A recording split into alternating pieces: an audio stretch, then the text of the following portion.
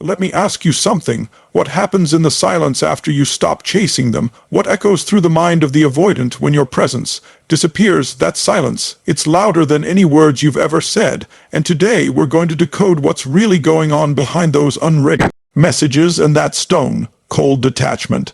At first glance, when you stop chasing an avoidant, they often feel an unexpected wave of relief. This reaction might confuse you. After all, you cared, you reached out, you tried. And yet your withdrawal seems to make them more relaxed, more calm, as if they were waiting for you to disappear. But here's the truth that's often misunderstood. This initial relief is not true peace. It's a short-lived illusion driven by their nervous system's attempt to avoid discomfort. Avoidantly attached individuals are often hypersensitive to emotional intensity. Your pursuit, your texts, your open-hearted communication, it all made them feel seen, but also incredibly vulnerable. Deep down, being loved at close range feels dangerous to them. It threatens the emotional walls they've built over the years to protect themselves from perceived rejection or engulfment. So when you finally stop chasing, their body registers this change as relief. Finally, they think the pressure is off. They don't have to reply. They don't have to explain. They don't have to feel, but that relief is deceiving. It's not a sign of healing or happiness or clarity. It's the body's survival response kicking in, because to the avoidant mind, distance equals safety. It's like they can finally exhale for a moment, but underneath that calm is a fragile sense of control, one that begins to crack as soon as the silence continues longer than expected. The moment you stop showing up in the ways you used to, no more checking in, no more just thinking of you messages, no more warmth. They feel lighter but emptier too. Because even though they were overwhelmed by your closeness, they were also quietly dependent on it. You became a source of attention they never asked for but secretly needed. And now that it's gone, their internal balance starts to shift. The relief they felt starts to give way to a low-level anxiety they can't fully name. They might rationalize your absence, "It's better this way," or "I didn't need this drama." But even as they try to justify it, their nervous system begins to ask, where did that energy go? Why does it feel different now? That's when they realize the peace they thought they had wasn't real peace, it was avoidance. And the silence they wished for has now become the very thing that unsettles them the most.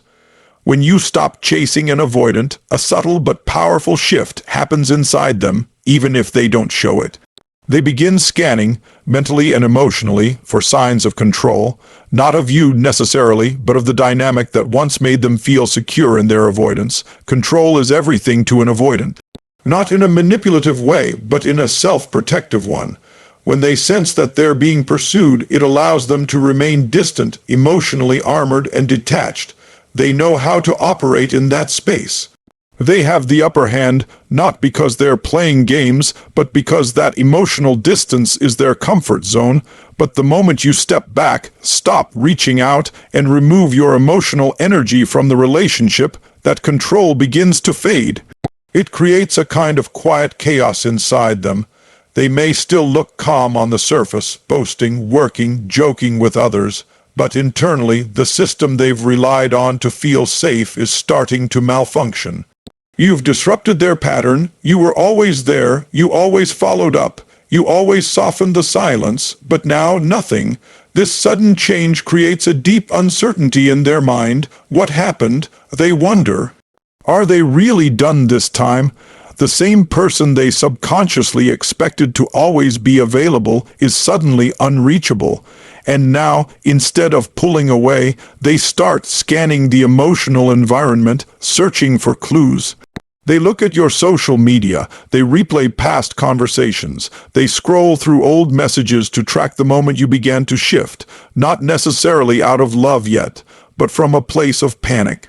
Because when the emotional balance tips, they lose control of the story they've been telling themselves. Avoidants don't like not knowing where they stand. Ironically, they often behave as if they don't care, but that's only because they assume you'll always come back. When you don't, their assumptions become questions, and those questions turn into anxiety. They begin to feel the loss of control, and for someone who's built their life on emotional independence, that feeling is terrifying. They aren't used to being the one who wonders, but now they are. and the space you've created by stepping away becomes louder with every passing day, not with your words, but with your absence. And for the avoidant, that absence becomes a trigger, a mirror reflecting their deepest fear that maybe they're no longer in control and maybe, just maybe, you won't be coming back this time. Once the avoidant has spent enough time in the silence you created by stepping away, something unexpected begins to happen.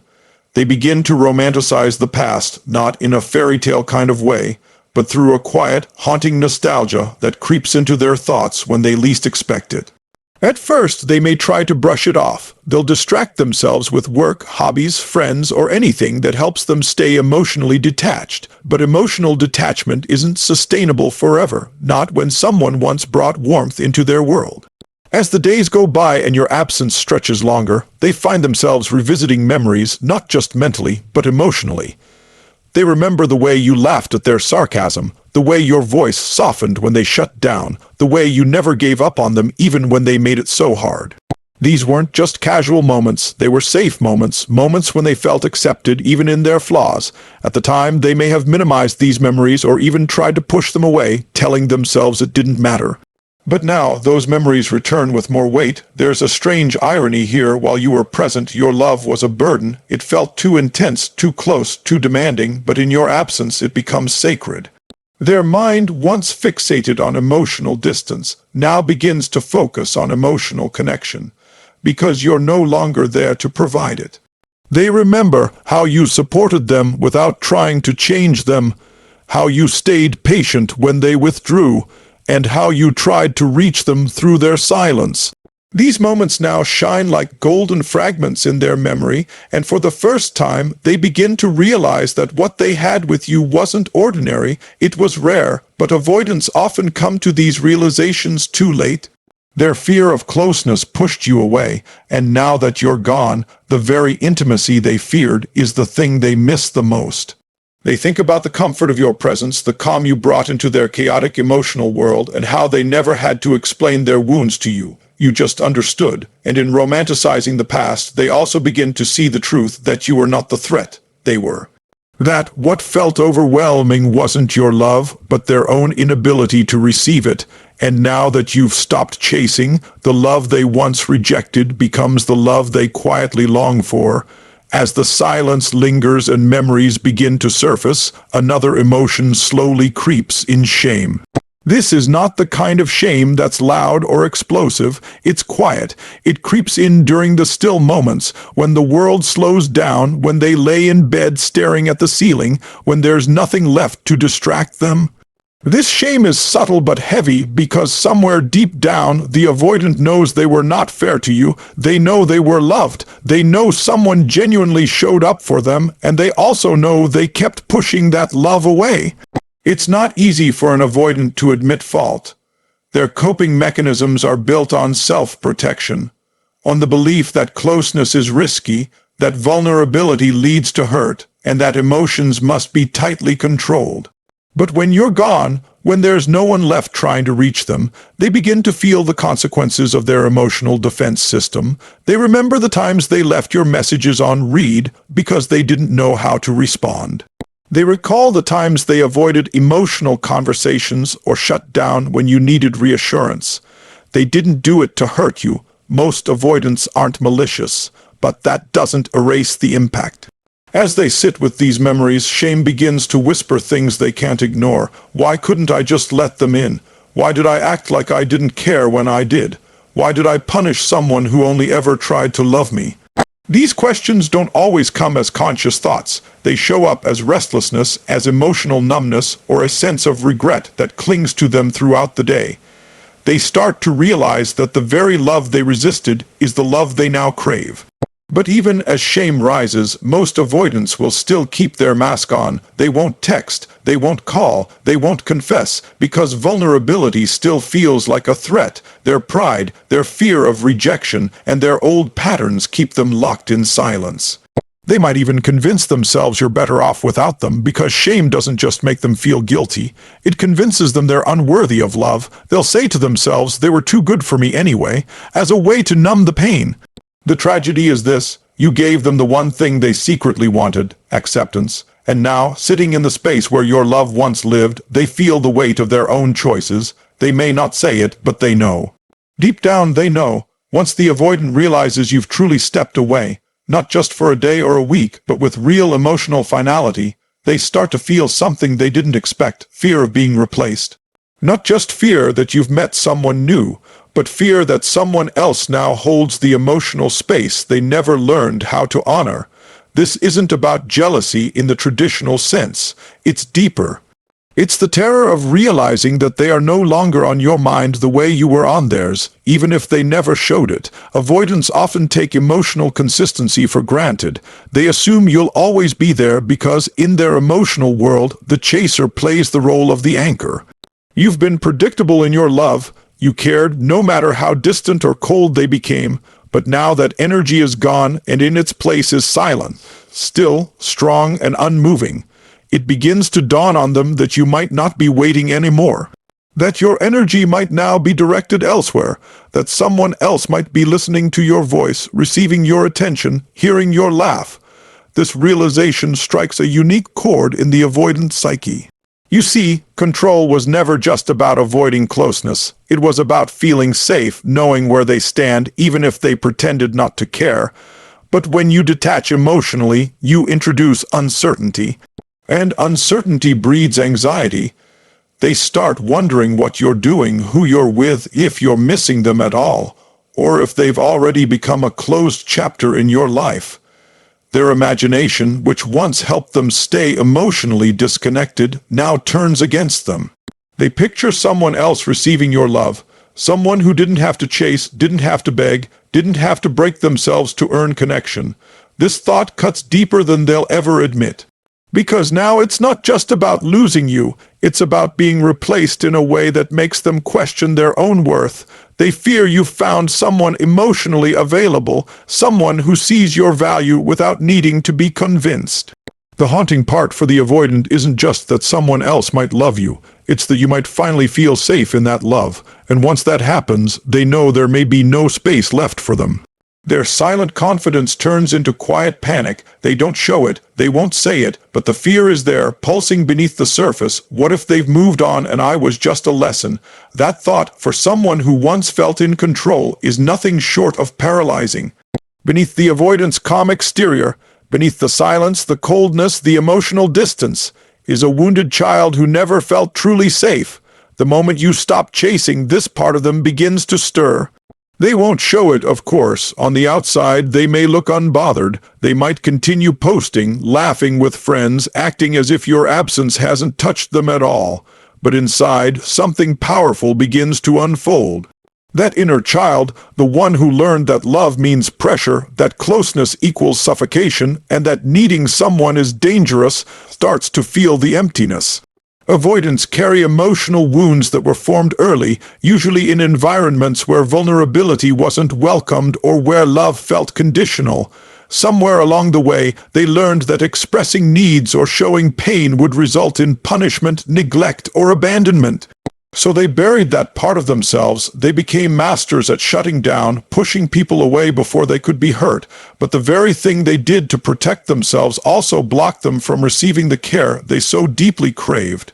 Now that you've stepped back, the protective mask stays on, but it's not enough to silence the inner chaos. Without your emotional presence buffering their fear, the old wounds begin to resurface. But avoidants don't have the emotional tools to sit with these feelings, so they deny them.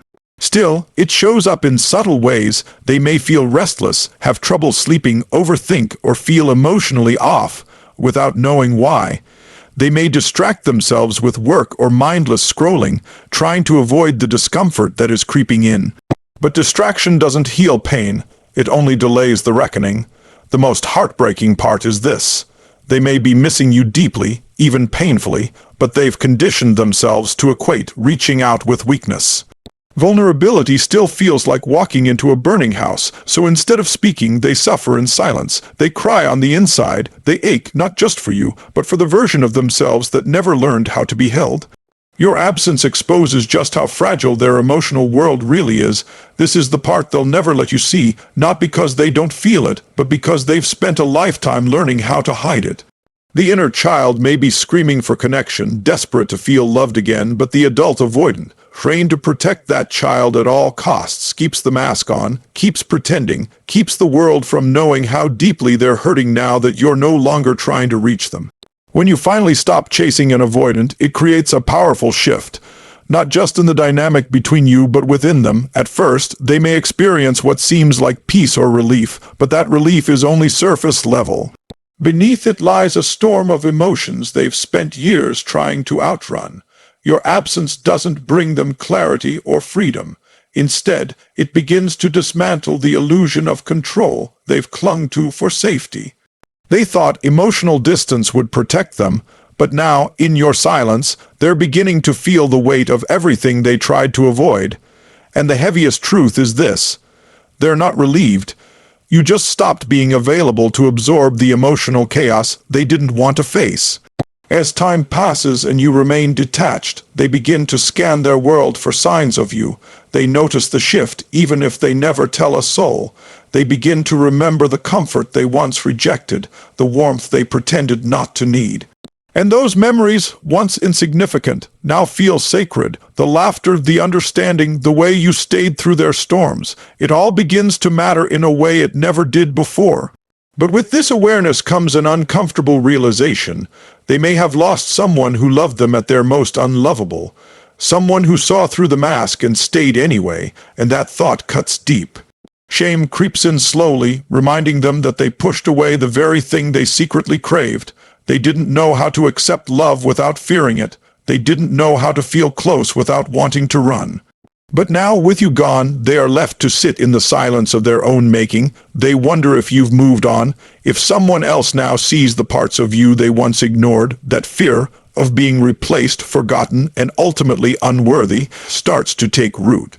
They may never voice it, but internally the battle is real. They're not just missing you. They're confronting parts of themselves they've long buried. And underneath it all, the avoidance, the silence, the stubborn pride, is a wounded inner child who never learned how to receive love without fearing loss.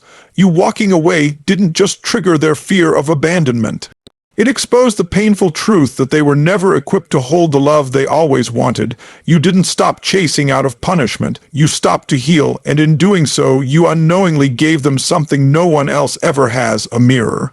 A reflection of their wounds, their walls, and what it really costs to keep love at arm's length. Whether they grow from it is their journey, but you finally chose yourself, and there's nothing more powerful than that. If this message resonated with you, I truly appreciate your time, your heart, and your journey. Every view, every like, and every comment means the world to me. This space is for healing, understanding, and growth, and I'm honored to walk alongside you. If you haven't already, don't forget to like, subscribe, and share this video with someone who might need to hear it today. Your support helps this message reach more souls who are silently struggling. Until next time.